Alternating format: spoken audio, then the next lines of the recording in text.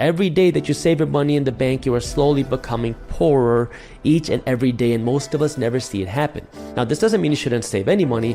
This just means you have to understand how to save your money strategically, because wealthy people do not want to save all their money.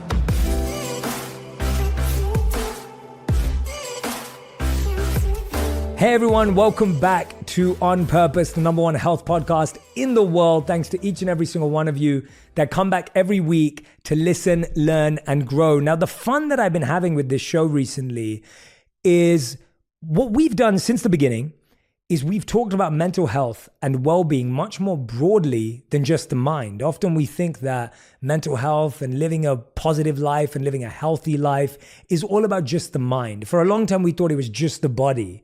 Then we kind of upgraded, but what we haven't realized is that every part of our life informs our well-being. How we make money, how we spend money, how we use money, and even deeper than that, how we think about money impacts our well-being. We have a relationship with every form of energy in this world, and money or our financial well-being is an integral part of it. And so today I'm really honored and really grateful because I reached out to someone who I believe is truly talking about this in a way that I can align with, someone that I feel has incredible values around his own mission. I'm talking about the one and only Jaspreet Singh, who's a serial entrepreneur and licensed attorney. Although he didn't receive any formal financial education, he's on a mission to make financial education fun and accessible, and he's winning at it. Jaspreet is the chief executive money nerd at the Minority Mindset Companies and the host of the Minority Mindset YouTube channel, which I highly recommend you go and subscribe to while you're listening or watching this. Welcome to the show, Jaspreet Singh. Jaspreet, thank you for doing this. Wow, Jay, what an introduction, man. I appreciate you. I appreciate being here, and thank you for the opportunity. No, I'm so grateful I get to have this conversation with you. I was just saying to you offline that one of the things I really appreciate about the way you talk about wealth when I was watching your channel and hearing your work was that I realized that money wasn't an obsession, or it didn't sound like the goal, but you'd created these really healthy habits around how all of us, no matter what our financial situation is, can create really a deep, meaningful connection to our wealth and finances. Would you say that's fair? How does that sound? You can totally disagree with me too. 100%. I mean, the things that I grew up learning just didn't make sense because growing up, my parents are immigrants from a state in India called Punjab. And I saw my parents work their butt off. My parents came to this country with very little.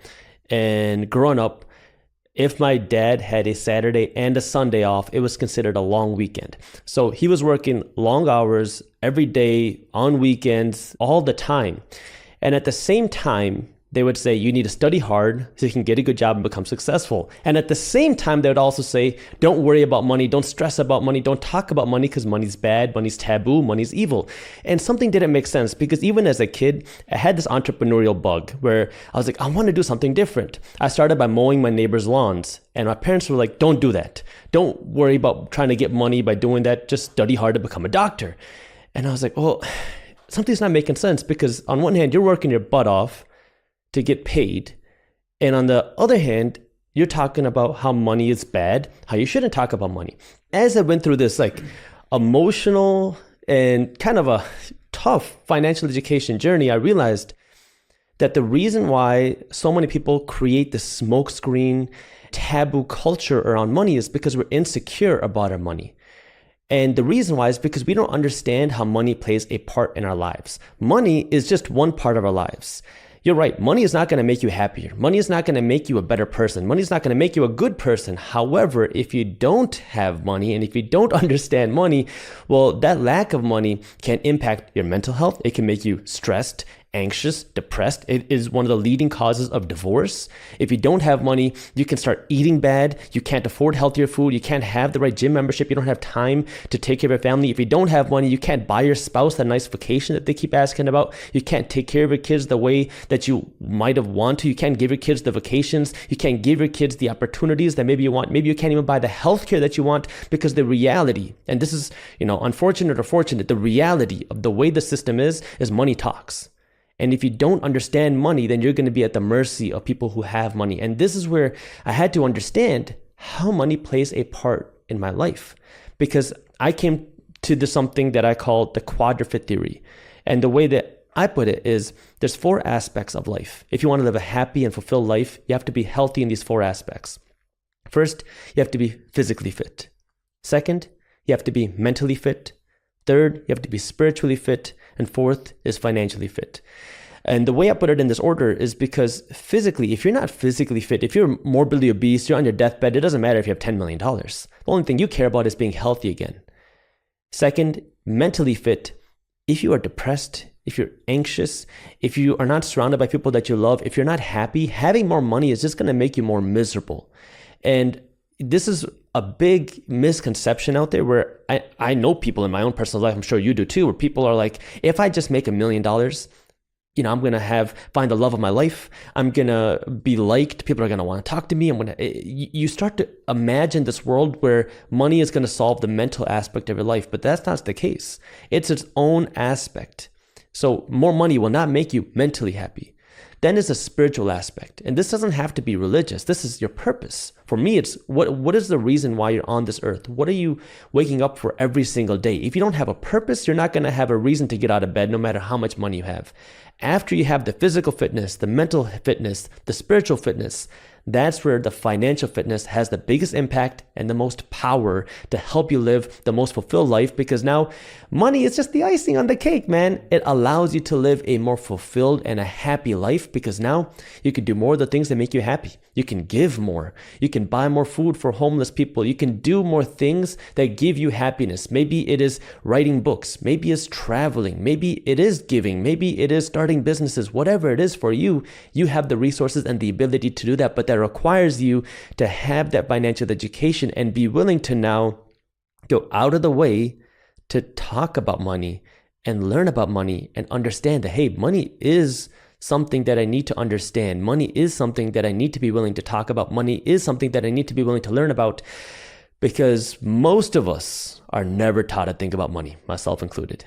Yeah. I mean, I love that thesis, and I would agree with you, because I had similar rhetoric in my language growing up. So when we talked about money, it was, we always had just enough. So I grew up when I had 0 in my bank accounts on plenty days. And that was just, we had just enough. Or we often talked about money as if we went to a place where someone had a nice home or someone had a nice car, the conversation would be, oh, well, that person does some sketchy stuff. Or they must have done something that was stabbing someone in the back or causing someone pain to be in that position.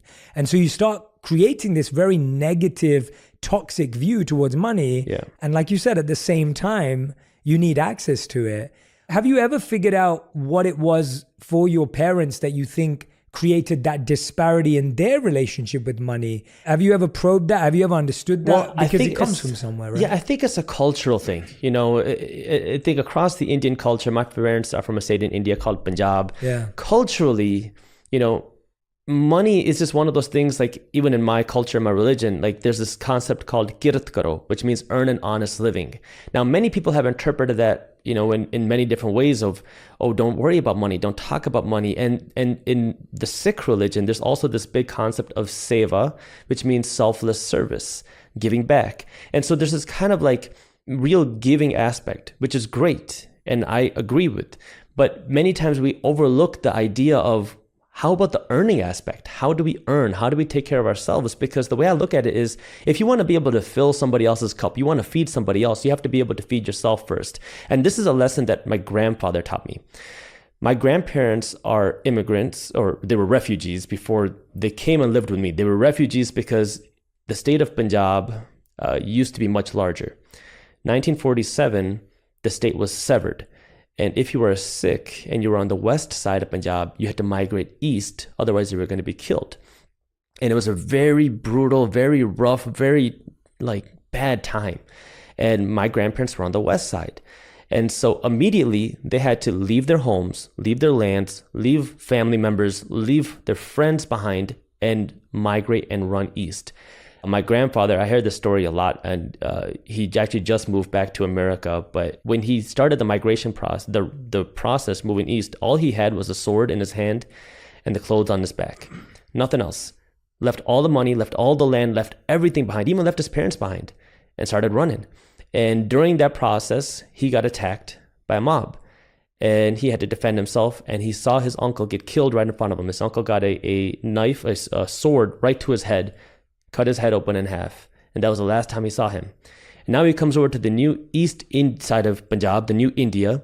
He lost his shoes along the way, doesn't have a home, doesn't have any family, doesn't have any friends. He's here just trying to figure it out himself, and now has to figure out, how do you make life work? And what he tells me from that time is, poorness is the worst disease. And the reason why is because when you're at that level of poverty, that level of poorness, you can't even think about feeding somebody else. You can't think about helping another person, because the only thing on your mind is, how can I feed myself? How can you feed your family? When that's the only thing that you're trying to do, you can't worry about feeding other people. And that's where, for me, it was, I want to become successful so I can give back to my family, to my parents, give back to my community, and be able to do more things. Money at its core is just a tool. It allows you to do more of the things that you want. If you give a good person money, they have a tool to do more good. If you give a bad person more money, they have a tool to do more bad. So money, at the end of the day, it's just like gasoline. It amplifies whoever you are, which is why we need more good people with money. So now going back to your question of why, I really think it's just a lot of insecurity. If we feel like we did everything right, we're working hard, but we don't have what somebody else has, something must be wrong. They must have done something bad. They must have done something that, we didn't see. So we create excuses, we create smoke screens. But the thing that we don't understand is the financial education aspect, because that is the thing that can make or break your finances. It does not matter how much money you make, what degree you have, who your parents are, where you went to school. None of that matters. It's what you do with the money you make. And this is one of those things that it can be very hard for you to understand unless you actually see it. I was actually just reading a study last week. It said that 7 out of 10 Americans across the board are living paycheck to paycheck. And then it said that 50% of Americans, or just about 50% of Americans making 6 figures or more, are also living paycheck to paycheck. The majority of Americans across the board, doesn't matter the income, are broke. They have little to no savings. They have little to no investments, regardless of how much money you're making. And the reason is not just because of what salary or job or what degree you have or who your parents are, but because of what financial education you have. And none of us are taught a thing about money, which is the craziest thing. Yeah, I really appreciate you going in that direction, because I think everyone thinks that when we do have a conversation about money, because of our conditioning, it has to be this obsession or it has to be this goal. And you're like, well, actually, it's just about education. Yeah. It's just about, you have to make this thing and you're going to do something with it. Right. We better learn how it goes in and goes out and where it goes. And even for me, I'm reflecting on my own experience. I interviewed my mum recently, not on the podcast, and I want to do that. But I interviewed my mum recently at a dinner. We were at a dinner for my sister's birthday. And I thought, you know what? I'm going to interview my mum like a podcast guest. Yeah. At dinner. And so I started asking her questions. I was like, Mom, like, how did you get your first job? And like, especially I find like Indian, South Asian parents, they don't really talk about, I don't know, at least mine don't. They don't talk about the struggles they went through or the hardships or the You never talk about the problem. You never talk about the problems. And so I was asking my mom. She told me that she was from Yemen. So my mom was born and raised in Yemen. She speaks Arabic. Unfortunately, she did not teach me, but she's of Indian descent and Indian origin. And in Yemen, there was a war going on between the people of Yemen and the Brits, because the Brits were in control at the time. So my mom said she was studying for her exams while there were Yemeni soldiers on her roof. Wow. Trying to protect Yemen, and they had to study for their school exams. Crazy. And like, that's what she was going through. And then when she moved to London, she kept her British passport by moving to London at the time because Yemen got its independence. They moved with like £8, which is like $10. Like, and at that time, that's not bad, but that's practically nothing. And of course, they built up from scratch and for themselves did really well. But the idea still comes to, we have no financial education. Yeah. If you could start with, and we'll dive into each of these deeper, if you could tell me, what are the 3 habits that keep us in that poor or poverty mindset, as you said? Sure. And what are the healthy habits that bring us into the wealthy mindset? Sure. So the 3, I think, biggest bad habits when it comes to money. First, probably the most obvious, I would say, is people following the 2 S's, where you're spending or saving all of your money. You'll never become wealthy if you do that. Number two would be you blindly follow the system without questioning the way the system works. And number three is you don't understand how money works. So if we start with number one, the two S's, save and spend. Now it's interesting. If you look at the financial statements for the majority of people in America or even across the world, the way it looks is you make money, you pay taxes, you spend money, and then you wonder where all your money went. Literally. And so the majority of people don't have any plan for their money. And that's why the majority of people have little to no savings, and the majority of Americans have little to no investments. Right now, about half of America has zero investments. And I'm talking about zero 401k, zero IRA, zero stock market accounts, zero real estate investments, zero gold investments, nothing. And then out of the next half of Americans that have an investment, only half of those have an investment outside of their 401k or IRA. So you have a very small percent, about a quarter of America, working America, that has any investments on their own. When you go back to the saving and spending, we're in a spending culture. America has a consumerism culture, and I joke about this, but the way I like to say it is traditionally Indian people make $1 to spend 20 cents. American people make $1 to spend $2. Yeah. Thanks to the help of credit lines of credit. Yeah. This is just the culture that we're in, where it's very okay and normalized to spend money even if you can't afford something. You don't have it. And what are you doing? Well, you're spending all your money making everybody else around you rich, but you yourself, you might look rich, but you're actually broke. There's a reason why the owner and CEO of Louis Vuitton is the richest person in the world, whereas the majority of people who wear Louis Vuitton are broke. The people who are wearing Louis Vuitton are trying to look rich, and how are you doing that? Well, you're making the owner of Louis Vuitton rich by doing that. And so this is where you got to understand, there's nothing wrong with wearing designer stuff. There's nothing wrong with having nice stuff. There's nothing wrong with wanting nice things, but you have to be able to afford it first. I used to guest teach in Detroit public schools. And when I used to teach there, it's a rough school district. I would talk to the kids about life, motivation and entrepreneurship and money and success. And one of the things that I would ask is, how many of you have a job? Almost all of them raised their hand saying that they had a job. My next follow-up question was, how many of you have a bank account? Nobody raised their hand. So I asked, what do you do with your paycheck? They said, well, we get a physical check, then we go to the liquor store, we get it cashed. The liquor store owner takes 1 to 10%. Then you buy pop, candy, a bunch of junk on the way out. And by the time you're out of the store, you've already given away half of your paycheck. I call it a net zero thinking, where we think in terms of spending. If I have $1,000, I can go out and buy this handbag, this nice thing. If I have 10 grand, I can go on this nice vacation. If I have 50 grand, I can go on and buy this nice car. We think in terms of spending because we think, if I have this money, how can I spend it? Now, if you break away from that and now you start creating a buffer and you don't spend all of your money, the next problem is we save our money. Because for me, the only financial education that I was given was save your money. Because if you're not spending it, now you are building up a big bank account. And if you have a big bank account, you'll be wealthy. But the reality is you will never be able to become wealthy through your savings. Your savings will never make you wealthy. And if you don't believe me, I'll give you just a mathematical term. Your savings right now are growing by essentially nothing, but let's just say 1%. And I'm being very, very generous here. If your savings grow by 1%, and inflation is higher than 1%, and we can see now inflation is extremely high, but even before the 2020 pandemic, inflation was still higher than 1%. We were 2 or 3%. Inflation means that the value of your savings are dropping. So if inflation is higher than your savings, that means that your savings are losing value each and every day. Every day that you save your money in the bank, you are slowly becoming poorer each and every day, and most of us never see it happen. Now, this doesn't mean you shouldn't save any money. This just means you have to understand how to save your money strategically, because wealthy people do not want to save all their money. They want to save their money for an emergency, they save their money for an investment, or they save their money for a big purchase. If it doesn't fall into one of those three things, you don't want to save your money, because now you're saving money. Your savings are just making you poorer each and every day. This brings me to then the second aspect, which is blindly following and trusting the system. And this one was the most difficult one for me, because growing up, most of us, myself included, are always told that if you want to become successful, go to school, get good grades, get a good job, climb the corporate ladder. For me, it was go to school, get good grades, get into medical school, become a doctor. I know you've heard Yeah, similar yeah. stories before. Yeah. That was all that I was told. Since I was like a little baby, my parents would tell everybody, Jaspreet is going to become a doctor. He's going to go out and do medicine, this and that. And that's what I was always told. And I was not really against it because I wanted to be successful. I saw how hard my parents worked since I was a kid. I always wanted to give back.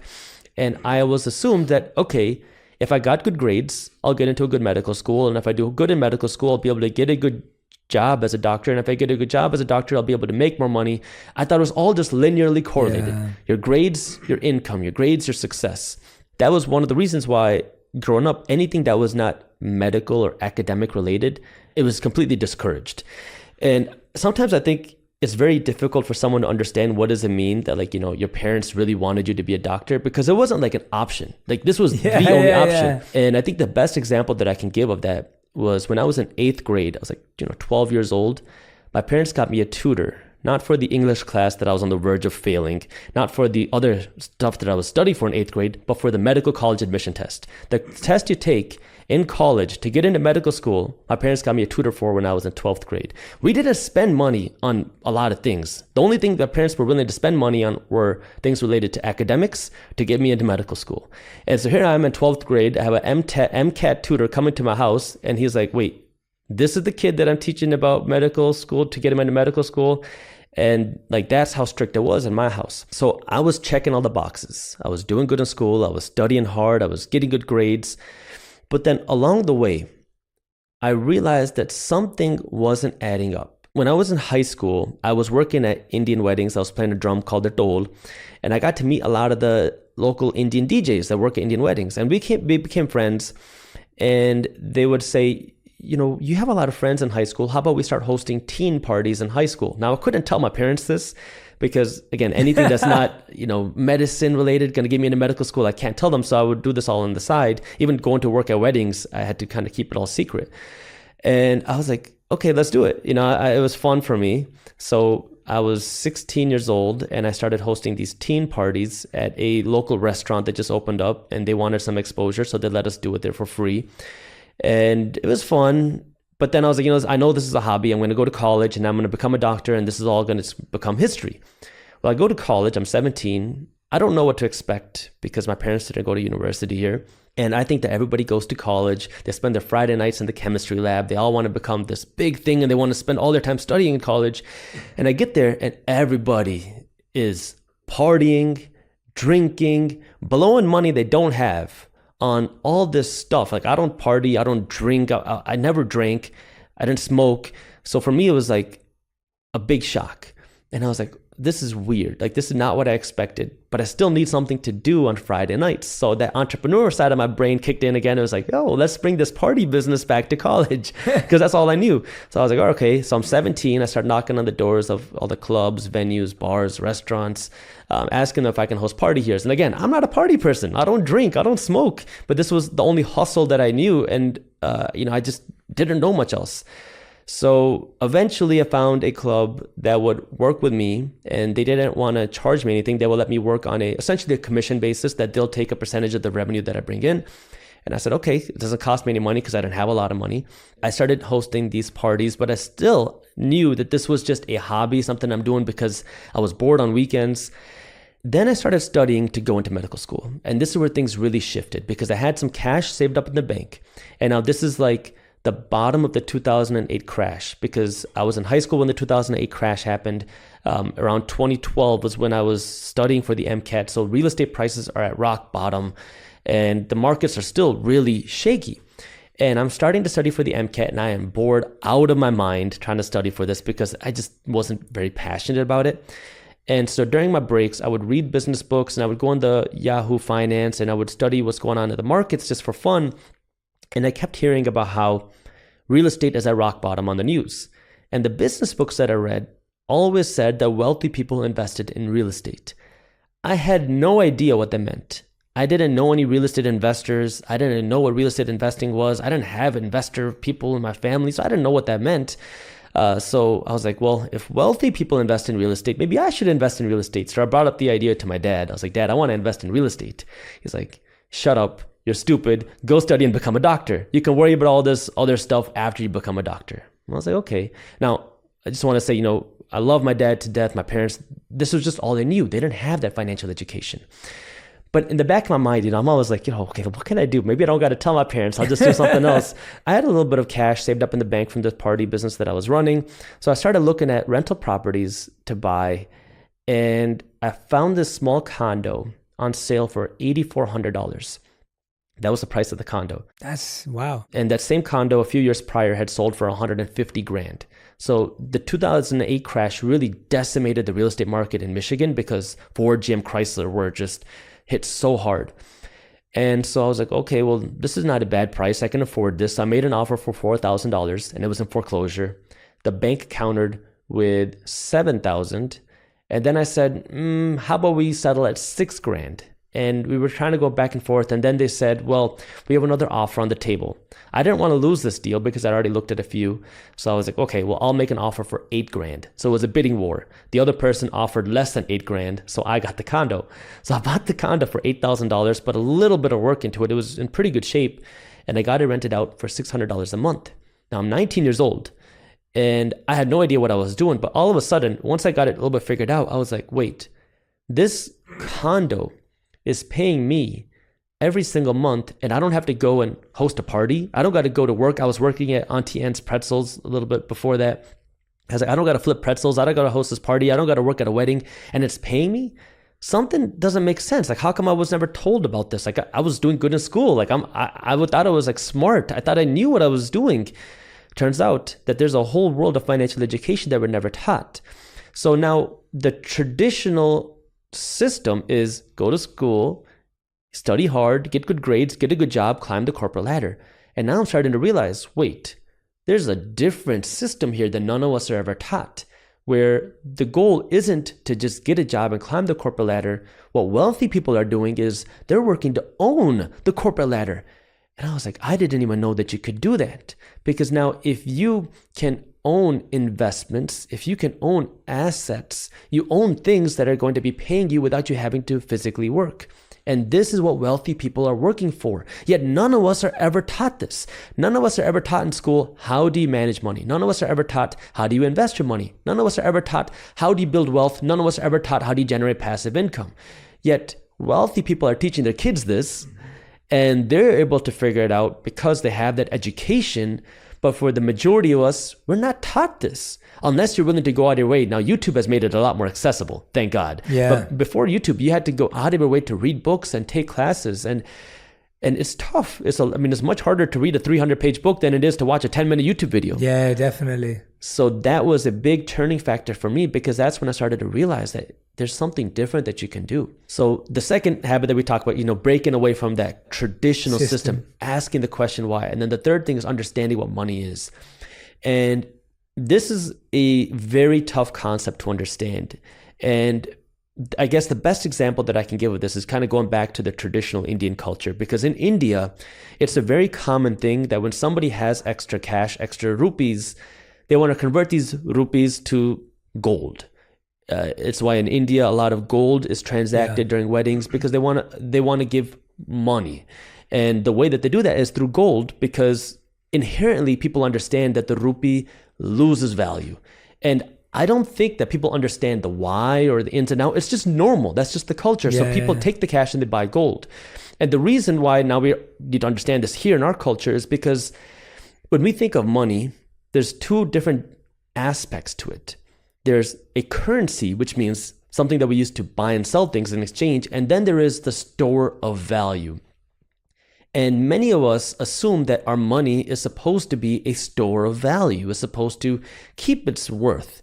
But now, because of the 2020 pandemic and the 2021 inflation and the 2022 inflation, we're seeing that, oh my God, my savings don't buy me as much. My earnings are not stretching as far. And so we're starting to really realize here that maybe my dollars don't hold the same value. And so now it's understanding what is money. Well, there's two aspects. You have the currency aspect to buy and sell things, and then there's the store of value. What wealthy people understand is that money doesn't act as a very good store of value in today's day and age. So you want to take your money and convert it to something that is a store of value, or maybe something that's actually going to produce you income.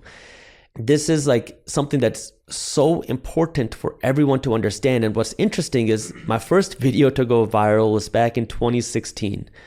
And in that video on my Minority Mindset channel, the reason why I think it went viral was because I talked about this whole idea of when you save all your cash in the bank, you're becoming poorer each and every day, because back then inflation was between 2 and 3%, while your bank was paying you 0.5%. So I said was, look, you're losing 2 to 3% of your cash's value every single day. So you need to do something with this money, because your money is losing value. In 10 years, it's going to be worth less than it is today. Well, I didn't expect this 2020 pandemic to happen. I didn't expect all this craziness to happen. But now here we are with inflation significantly higher than 2 to 3%. And now people are really starting to understand that, whoa, what is my money? And you have to be able to understand this, because this is the driving reason for why wealthy people don't want to save all their extra cash. You want to put your cash to work, which brings us now to the second side, right? What do wealthy people do? Well, the first thing, you have to understand how money plays a part in your life, like we discussed, right? How does money impact your life? That way you don't go out and just start chasing money. Because one of the things that I realized was I started making way more money when I stopped chasing money. Because when you're chasing money, you're chasing something that's illusory. It's just fake. It's just, it doesn't even feel good. And you're not going to be able to put your full self into it. But then the second thing on the more financial side is, what do you do with that money? And one of the things that I realized is what wealthy people want is this thing called equity. And this is where you have a lot of benefits in America, because you can't do this in a lot of countries. So if you think about the traditional American dream, which is changing now, but the traditional American dream was you can work hard, buy a home, have a car. But the whole idea of buying a home, the reason why this was the American dream was because if you can buy a home, you can work over the years to pay it off.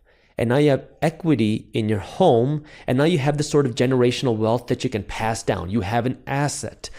Well, the traditional American dream is now an American nightmare, with the high cost of home ownership, with wages not keeping up with the cost of living. However, that doesn't mean that the American dream is dead. It's just changed. So what is this new idea of the American dream? Well, if you go back to the root core of equity, this is the real dream of wealth, and something that you can build for yourself and for your family and for generations is if you have equity. Now, how do I explain this? Well, if you think about any company, especially in a bigger company, it's easy to understand. There's two types of people that are involved. You have the workers and you have the owners. The workers are working for a salary. You go to work every single day, you get a paycheck, you're getting a salary. The owners of the company are not getting paid a salary. They're getting paid in profits. They want the company to make bigger profits so that they can make more money. Now, there is some overlap between the workers and the owners.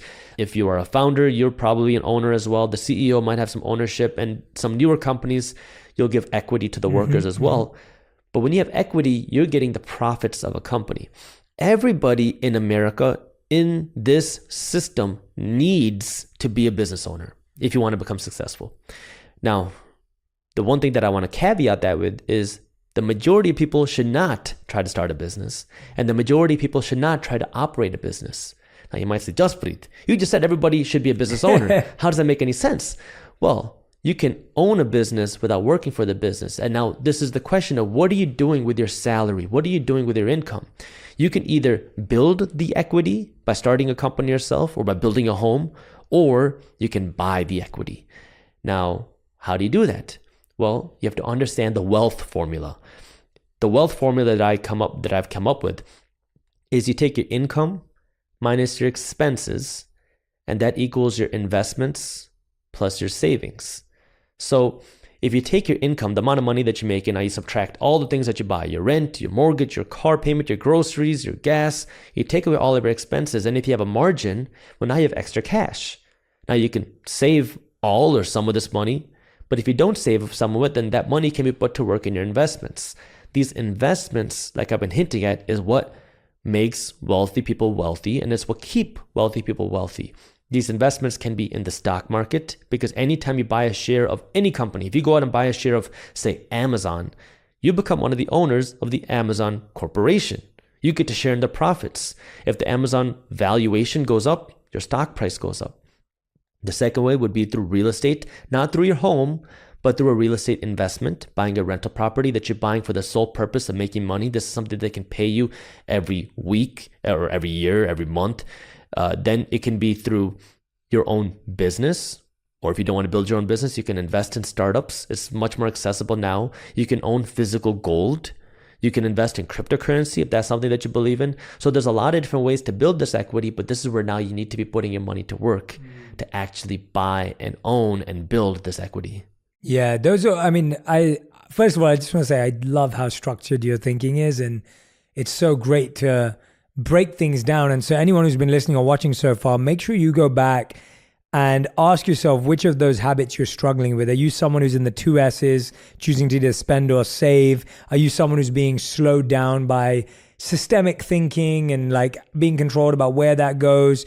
Like really take a moment to reflect in this episode while you're listening, which part you want to work on, because I know right now some of you may be tempted to just turn this off and go, I'm overwhelmed. I don't want to hear about this. I'm scared about my money already. I don't want to talk about it. But I'm hoping that this is creating space for you to really sit down, introspect, and reflect. Going into that, I think one of the biggest issues that people have when they hear this, and I know that I had a long time ago when I first heard this, was I don't have enough to do anything with. And so I remember when I started hearing about crypto specifically, like very early on, like I probably heard about it like maybe like 13 years ago, probably the first time. Yeah, I was very early heard about cryptocurrencies about 12, 13 years ago. And I had just come out of the monastery, so I didn't have any money. Like I didn't have anything to invest. And probably in about a year, I probably would have had like 1,000 to invest. In my head, I go, that's not anything. What's that going to do? Yeah. Right? And I think a lot of people have that mindset where they're like, I only have $500. I only have $1,000. Like, what can I do with that? I might as well spend it on whatever it is or I'm going to save it because I need it for a rainy day. What does someone do when they have that mindset, when they're like, I don't have enough? How do you approach that? So when I was in high school, I really wanted a Ford Mustang, but my dad was like, no, we can't buy a Ford Mustang. I wasn't going to get that car. But this is, again, when stock prices had crashed. And the next best thing, if I couldn't buy a Ford Mustang, and I started reading the business books then, was how about I buy some of the Ford stock? Again, I didn't have a lot of money. My first investment in the Ford stock was $2 because that's how much the stock was trading for. Now it's much higher, but what I'm trying to get at is, you can start with a very little amount of money. I mean, nowadays with the new age of stock brokerages, if you have $10, you can start buying this type of equity. You can start building this type of equity. But the key now is the consistency and how often, like doing it all the time. Because when I say consistency, people say, oh, anytime I have $100. Well, okay, what you want to do by consistency is make it automatic. Anytime you get paid, take a portion of that money and automatically invest it. Now, the next question is probably, where do I put this money? Do I just throw it into Tesla or Amazon? Well, if you're not willing to do that level of research, where you don't want to try to find the best companies, you don't want to invest in real estate, you don't want to get into the more, let's say the more advanced type of stuff. You want to just put your money to work. Well, the simplest thing you can do is look at something called an ETF, which is an exchange traded fund, which gives you exposure not to one company, but many companies, maybe hundreds of companies. For example, there's something called the S&P 500, which is a group of the 500 biggest companies on the stock market, essentially the 500 biggest companies in America. You can invest in the S&P 500 by investing in just one symbol. So you invest in this one thing and you're getting exposure to 500 different companies. Now you don't have to worry about what each of these 500 companies are doing. You're just investing essentially in America, the future of the American economy. If that's something you believe in, well, now every time you get paid, put in $100. And now you just do this for the long term, whether the market is up or down, does not matter. It should not change your strategy. You just keep passively investing your money, make it automatic, make it passive. That way you don't have to even worry about it. And now you just keep building it up, because now it's the whole idea of compounding. You don't want to just throw your money in at once. You want to put a little bit of money and let that grow, put more money and let that grow, put more money and then let that grow. I made a couple of videos where I talked about two people.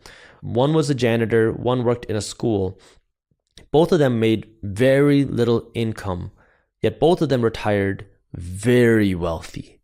And the reason, and I'm talking about in the millions of dollars, and the reason why they've been able to retire with $1 million plus was because they took a little bit of money every time they got paid and they just invested that money. It did not matter, what else was going on in the world. They always paid themselves first. They always invested in assets before they started going out and buying things that made them look rich every single time. And when you put that little bit of money to work, whether you're starting with $25 or $250 or $1,000, when you put that money to work and you do that consistently over time, you can build real wealth. I mean, if you look at a compound calculator, a few $100s a month compounded from the age of 21 to 65, getting an average rate of return. I mean, we're talking about millions, but it just starts with making that small investment first and being consistent with it and always being willing to learn. I love that. And I'm glad you brought that up because I think the other option, so as I was saying there, is the issue is I don't have enough, it's not going to matter, right? Like that's one mindset.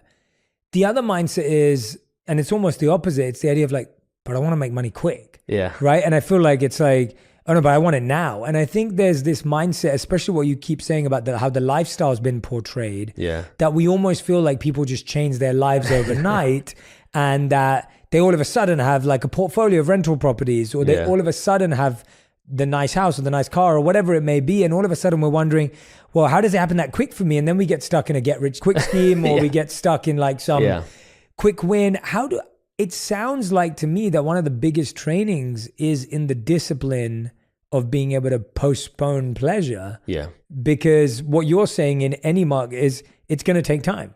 Like you had to save up four to 8,000 for your first condo that you bought. Yeah. First of all, you had to work for that money. You had to save that money so that you could invest it. Then you were able to buy this 8,000 condo, which obviously has had great, growth, I'm sure. But there was a lot that took to get to that. Whereas I think right now people are like, oh, well, I'd rather spend $100 on this, right? It's a real decade of sacrifice. And there's really no way around it if you want to fast track your way. Now, the best investment you can make if you want the better returns, the bigger returns, is by investing your money in yourself. And the tough part is you got to be willing to go through that time and the effort, because you're right, it takes time. Unless you have that experience already there, you have the mentors, you have, parents, people who can guide you through it, maybe you can shorten it, but I didn't have that. So for me, it took me a solid decade to figure it out, to go from business idea to business idea to business idea, to go through failure over failure, to get scammed after scam. Those things are what teach you. And when you're going through it, it sucks. You don't realize that you're going through a lesson. You just feel like, dang, I just got screwed over. Yeah. You know what I mean? True. But it's you got to keep the goal, in mind. And it's understanding what is more important to you right now. Because you're right. The last thing that you want to do also is get into this idea of just pinching pennies, because at the end of the day, a penny saved is just a penny. And the thing that I can best do to illustrate that is if you make $40,000 a year and you're like, okay, I'm going to put aside a quarter of my income. I'm going to put aside $10,000 to save and invest. And then you start putting your money to work and you're like, oh my God, I love this. I want to do more. I want to get better results. So now you're like, well, I'm going to try to put aside 30% of my income, 35% of my income. And you keep trying to squeeze this limited pie. But this is where now it's about building that growth mindset. And this is what wealthy people are able to do, where they say, okay, sure, I can try to squeeze more pennies out of the pie, but the other thing that I could do is I'm going to try to grow the pie. How do I go from $40,000 to $400,000? And you might hear that thinking, how in the world am I going to go from 40 to 400? Like it just sounds impossible and so far away. And at that point, it might seem the way, but the first step, like you said, it's that mindset. That's why I call minority mindset, because all success starts with your mindset. You have to be wealthy here before you can be wealthy in your bank account. And you have to understand how your mindset plays a part in it. Because now if you tell yourself you can't do it, you can't. Yeah. But if you tell yourself you can, then the next thing you're going to do is you're going to say, how do I go from 40 to 50? Yeah. 50 to 100. You're going to start watching YouTube videos. You're going to start putting in work. And as you start to make more money, now you're going to be able to answer that question of, what do I want to do with this money? Do I want to go out and buy a new Beamer? Or do I want to go out and invest in my business? Do I want to go out and buy a rental property? Do I want to go out and invest in stocks? Do I want to go out and invest in a startup? And now you can make these decisions because you have that financial education. And this is why, anytime I talk about the hows of, things that I say you should do to become wealthy, I always talk about how you invest and grow your money last. Because if you don't know how to save that money, if you don't know how to invest that money, earning more money doesn't do you any good until you know how to do that. Because now earning more money has the most impact because now you know how to put that money to work. You have the system. Yeah. And I'll give you a quick example. Like the first time I made $1 million in a year, my car was worth $500 that I was driving. I still drive today that $500 car. Just last week before I came out here to California, my homeowner association called me and they said, hey, Jaspreet, we have a number of complaints about a junk car sitting in your driveway. And this is a true story. They said it's been sitting there because I was in California for a long time. They said it's been sitting there and people say that you should take these junk cars and put them in storage. And I was like, well, for your information, it's not a junk car. That is my car that I take to and from work every single day. It doesn't have a bumper on it, but it works. And they were like, well, you have to put it higher or further in the driveway so people don't see it. And I was just like, oh my God, like, you don't get it. Like, you know, and it's not that I can't go out and buy another car. The way I look at it is, well, if I want to go out and buy a $150,000 car, which I can go out and take this cash and buy a car, or I can take this $150,000 and put it back either into real estate or into stocks or into my business, because that's something that I've been investing heavily in now. I started a company called Market Briefs, which is a financial newsletter company, and we're trying to grow aggressively because I want to make financial news more accessible. Because this is something like I look at the things that were very hard for me to understand. Like CNBC used to be something I used to like watching, but it was just so complex. None of the things made sense. There's just so many things happening. And so now you might watch and say, I want to be better with my money. And so now you start watching the financial news because where do you go next? And then all of a sudden you get hit with all these complex terms and things that don't make any sense. And you turn it off. And so I created Market Briefs as a way to make financial news more accessible and easy to understand. And 2022 was the real first year that we became Market Briefs, an actual company. So I'm like, well, I can take this cash and go out and buy a car, or I can hire more employees. We can buy better software. We can buy better infrastructure. My employees have a better car than I do, but I'm focused on, you know, that long term. I want to build this into something bigger. I want to make it something better. Now I'm going to buy a nice car one day. I'm going to buy a better car. I'm not saying that I won't, but it's that level of, you know, how much are you willing to sacrifice today for something bigger tomorrow? I am not driven by materialistic things. I don't really care about name brand stuff. It doesn't really bother me. I mean, I think it's cool if you like it, but it's just not for me. I buy a lot of my clothes, my suits from India. I get them made for $100. I get them custom made. A lot of my clothes are relatively inexpensive. But for me, it's I enjoy what I do, and I'm driven more by the purpose of I want to help people with the things that I wish I would have had help with. Because the more and more that I have seen growth, the more and more that I talk to people, I keep hearing, I wish I would have learned this sooner. I wish I would have learned this younger. And that's where, you know, Minority Mindset, I'm trying to help provide that financial education with my channel and the Market Brief, trying to make that news more accessible for anybody who wants to be aware of what's happening in the real estate market, the stock market, the crypto market, inflation, without being overwhelmed with that sensationalism and the craziness of what happens in the traditional financial news. Yeah, absolutely. And I love how you said that ultimately the best investment is an investment in yourself, which, you know, we've heard time and time again, but what you're ultimately saying, and that was for me too, like for me, the first things I started investing in were my health. And so I remember reading that there was that article where Conor McGregor was talking about LeBron James, and Conor McGregor was saying that he didn't realize until he saw an interview with LeBron James where LeBron said that his health bill is like $1 million or something a year to maintain his health, to be a high performing athlete. And I saw Conor McGregor's interview that he's talking about, and I was like, I want to be high performing. Like, you know, what do I need to do? And so I started researching, and then I remember I've always been a big soccer fan, football fan, because of coming from England. Right.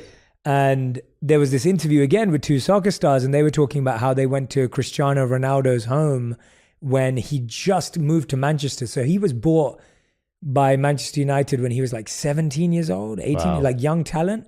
And when they went to his house, he had his trainer, he had his chef, he had his coach.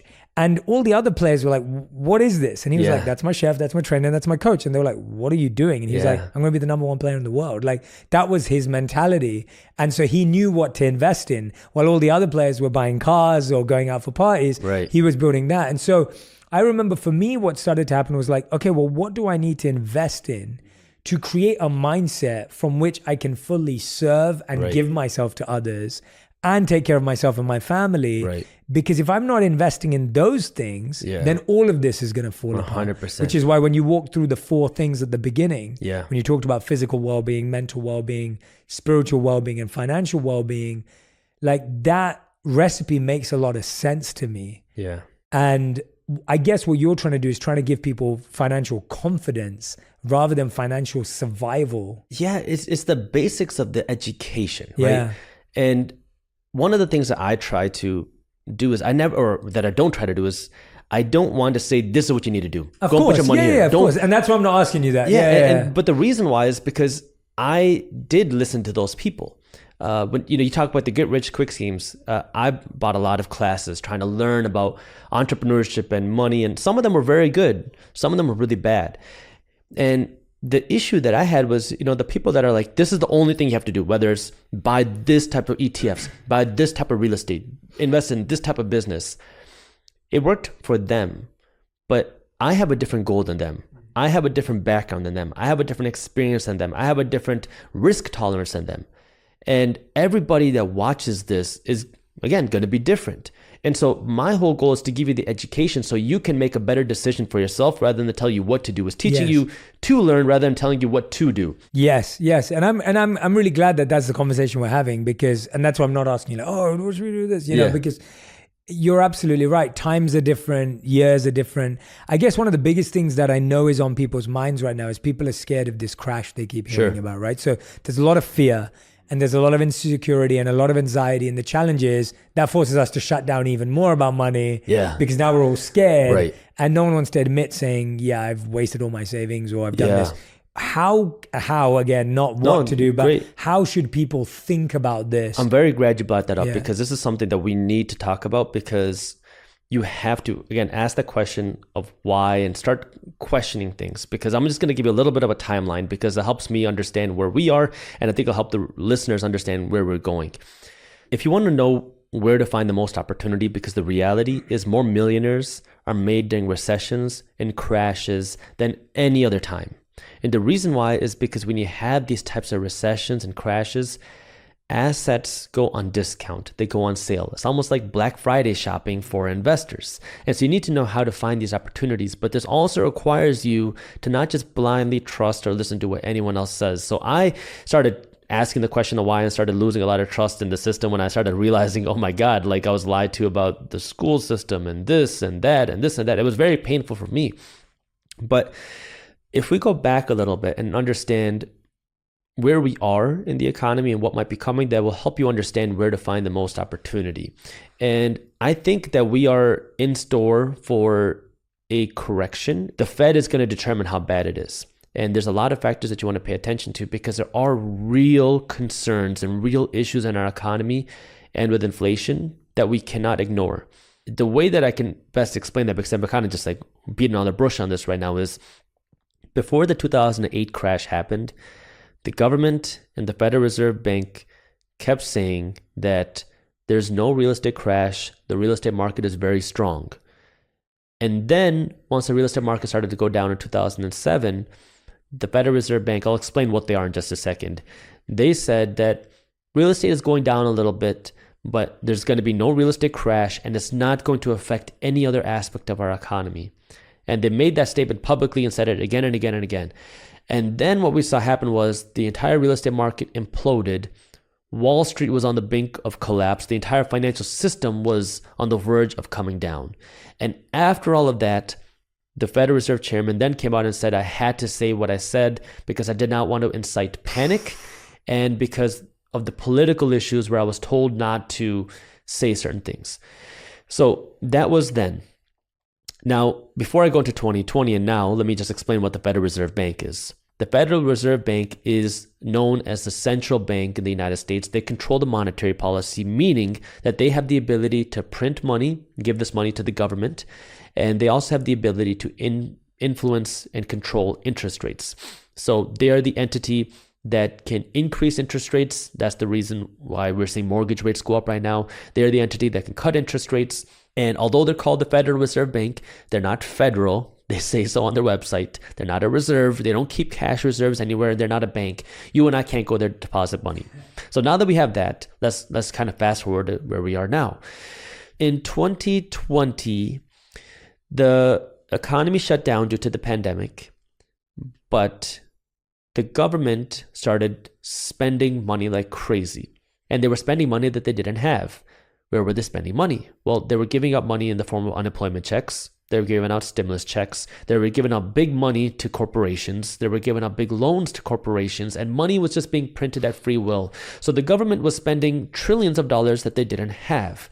And this gave money to people and businesses. So people and businesses could buy things. You can spend money and buy whatever you wanted, because some people were making more money in unemployment than they were while they were working a job. And some businesses had so much cash in the bank because they got this huge check from the government from these business loans that they were giving, that they were just able to spend money like crazy. So people and businesses were buying things, although nothing was being produced. But the thing that was being produced was money. So this started to create supply chain issues, because now you go to the store and you keep buying all the clothes, you keep buying all the stuff that's there. However, no clothes are being produced. No items are being produced because the manufacturing plants are closed. People are not going to work. So what is that going to do? It creates a supply chain shortage, because now people are buying things, but nothing's being made. How is this possible? What happens if you can print money without creating wealth? Because that's what was happening. We were printing money, trillions of dollars, without actually increasing the amount of wealth. Well, this is what the definition of inflation is. You're inflating the monetary supply. You're increasing the amount of dollars out there.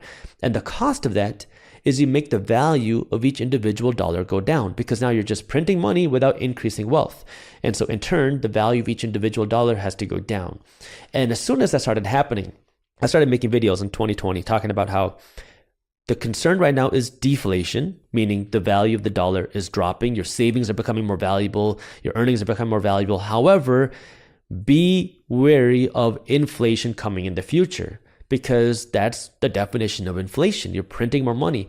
The value of a dollar will go down. It's almost like simple math. However, when this was happening, the Federal Reserve Bank was printing the money, and they kept saying, we're not worried about inflation. There's no concerns of inflation. There's no reason we would have inflation, because we can do that. Now, just think about that for a second. If the government and the Fed can print money on command, why do we have to pay for a mortgage? Can't they just pay that? Why do we even have to pay for taxes? They can just print that money out of thin air. The reason why they can't do that is the same reason why they can't give everybody $1 million and expect everybody to have a Lamborghini. It's because when you print this money, the value of the dollar drops.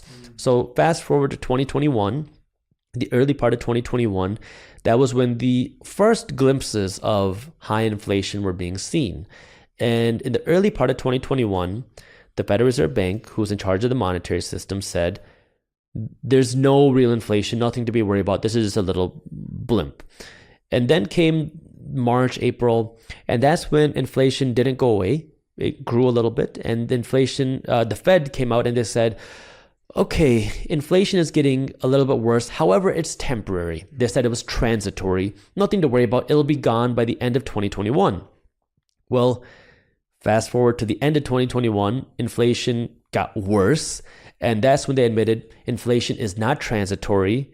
This is going to be around for a while. And during the whole period, I kept saying, don't expect this to be transitory. It doesn't just magically go away. Then comes 2022. And that's when some of the stimulus started to go away and inflation did not slow down.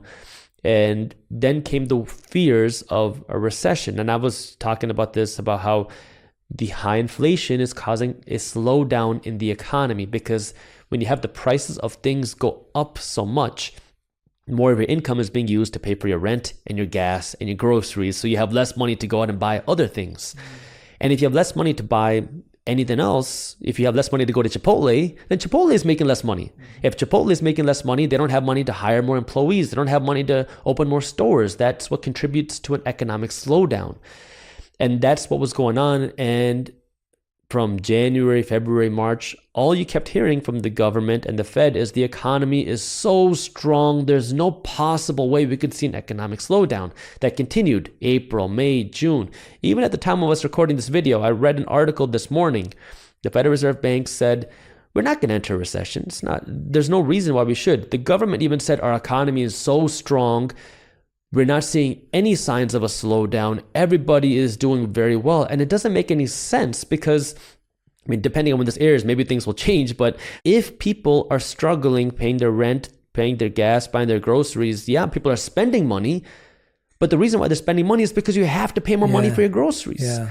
And now, I mean, if you just think about this from a practical level, people are having less ability to now go out and shop and be able to just buy things, which means businesses are hurting.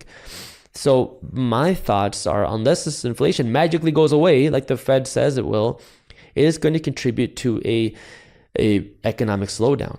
And now, how bad will it be? Well, it depends on what the Federal Reserve Bank does, because the Fed now is trying to reverse what they did in 2020 and 2021, where these trillions of dollars were printed and entered our economic circulation, which caused the value of our savings and earnings to drop. It created more inflation.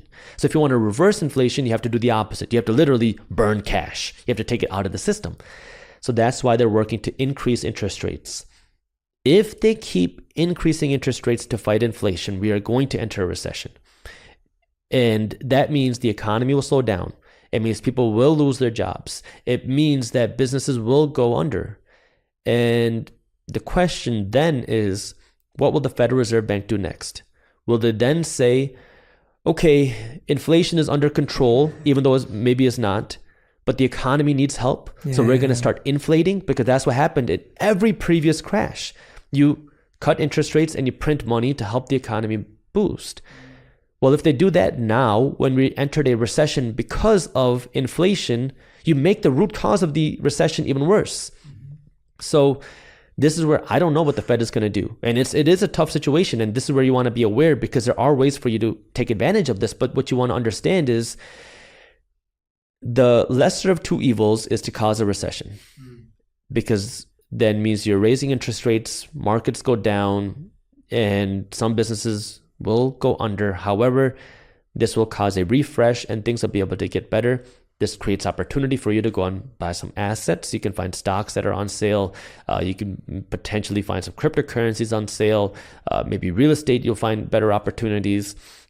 However, if the Federal Reserve Bank changes course and they say, okay, inflation is a little bit better than where it was and it's stabilizing, even though it's much higher than what it was before, but we're worried about this recession, and they start inflating, meaning they start printing money, they start cutting interest rates.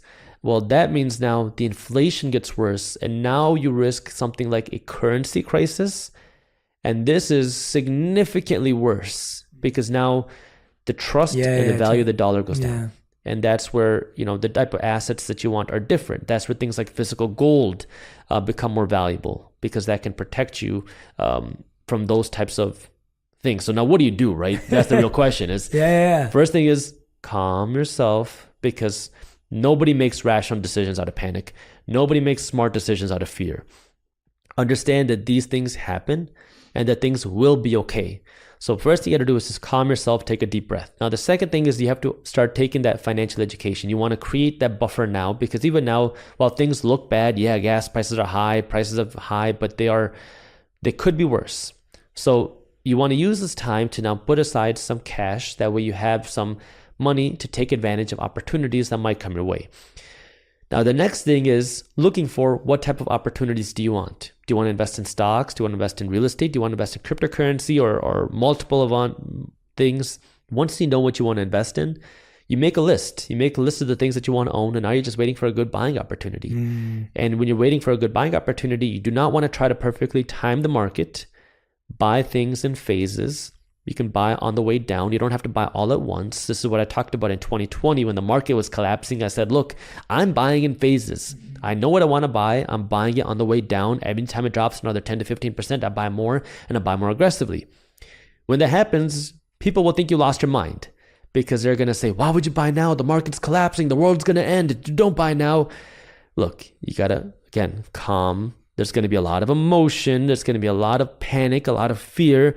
But the smartest investors are not the ones that invest on emotion. It's the ones that invest on finances. And so cut through that noise. Just understand what you want to buy. Look for a good buying opportunity. And then understand that if we go the other way where we start inflating, well, then you could see the opposite happen. You could see asset prices crash upwards because now we're inflating, we're printing more money, and that can mean more money flows into the markets, and that can push asset prices upwards. So it's knowing what you want to buy. And in those situations, that's where things like gold can also be valuable. Now, the one thing that I want to mention about gold is I don't look at gold like an investment. For me, it's just an alternative form of savings. It's just hard money. It's holding it. Yeah. It's just holding something like that. It's another way to save money. So it's just finding the right opportunity. But at the end of the day, the number one best investment that you can make in any situation is investing in yourself. And understanding what is the most important thing right now: your physical health, your mental health, your spiritual health, your financial health, and understanding that, there's always going to be opportunities to take care of yourself in all of these places, but you need to be prepared. And, you put in that work now, that way you can find the best opportunities, that way you can take advantage of them. Because like I said earlier, the most millionaires are made during recessions and crashes than any other time. Yeah. But this means you have to think differently than the majority of people. Going back to why I call it the minority mindset. It's not about the way you look or your ethnicity or your skin color. It's the mindset of thinking differently than the majority of people. And this is where a lot of people get upset. You get angry, you kick and cry and scream. But this is where you want to think different.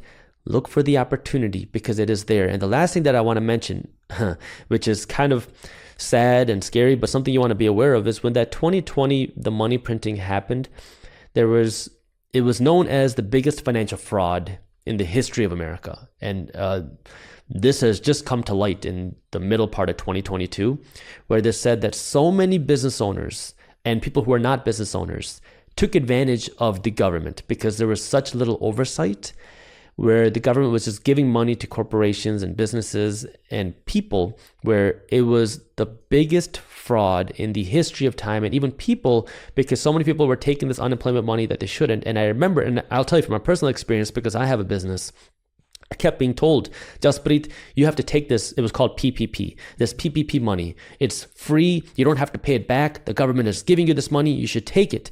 And they were giving a lot of money. I don't remember the exact number, but it was tens of thousands of dollars. And, we had expenses, like my rent for our office was like $4,300 a month. We have employees. We had a lot of issues going on because we didn't know where the economy was going to go. But I told everyone, I said, we're not taking that money. Told my banker, told my accountant, and they all thought that I was dumb because it's free money. But I was like, you don't get it. The most expensive type of money in the world is free money. I know who's paying for it, because when the government spends money, somebody has to pay for it. Either they raise your taxes to pay for it because they need more income, or they cut their expenses, meaning they cut your social security, they cut their welfare, they cut their things that they're doing, or they do the hidden tax, which is inflation, which means now people are going to pay for it in the form of higher prices. Yes. And who pays the price? The poor and the financially uneducated. Yeah. And I was like, I don't want to be a part of that. I'm not contributing to this because I know myself, I know my values, and I don't want to be a part of that. And so everyone thought that I was a dumb one, but here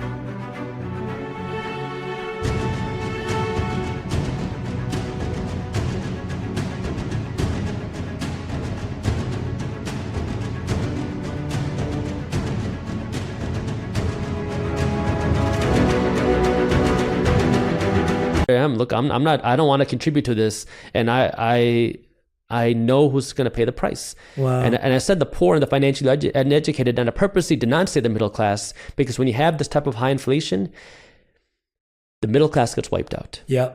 And it's the people who understand money that become more wealthy, the people that don't understand money that don't become wealthy. And it's very unfortunate. The reality is This is the way the system works, and you have to understand it because it is profitable to keep people poor. Yeah. And it's very sad, but this is why you have to get financially educated. Absolutely. And I think everyone who's listening, the way to do that is make sure you subscribe to Market Briefs and make sure you subscribe to the Minority Mindset YouTube channel as well.